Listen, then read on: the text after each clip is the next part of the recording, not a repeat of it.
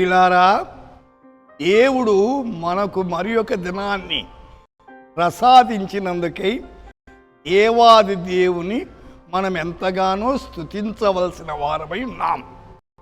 ఈ దినము సామెతలు 12:21 నీతిమంతునికి ఏ ఆపదయు సంభవింపదో. నో హార్మ్ బిఫాల్ ద రైచియస్, ధర్మీకో హాని నహీం హోతీ హై. అవును, నీతిగా మనం బ్రతకాల. యేసయ్య నీతిమంతుడు.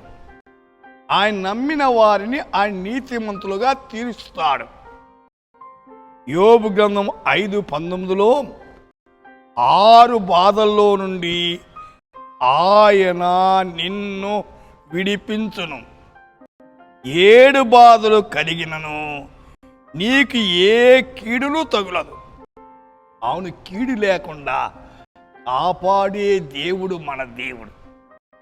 కీడు వచ్చినా దానిని తప్పించేవాడు.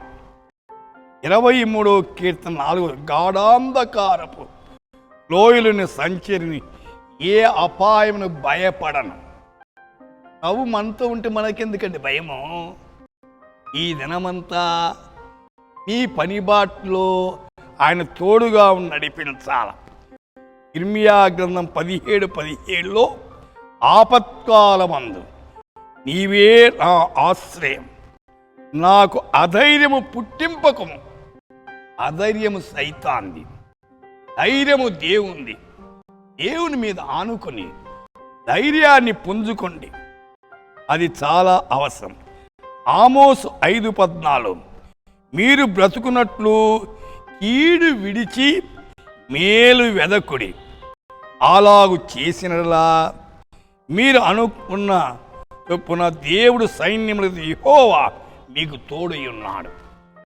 ఇలారా, దేవుని తోడు మీ కుటుంబానికి, మీరు తలపెట్టిన కార్యానికి ఈ దినమంతా ఉండి నడిపించాలని మీ కొరకు ప్రార్థిస్తున్నాం. ప్రార్థన. ప్రభువా, వింటున్న శ్రోతలు మీ సత్యాన్ని తెలుసుకొని వారికి మీరు తోడుగా ఉండి నడిపించి మీ నామాన్ని హెచ్చించుకోమని యేసు నామమున ప్రార్థిస్తున్నాము తండ్రి. ఆమేన్.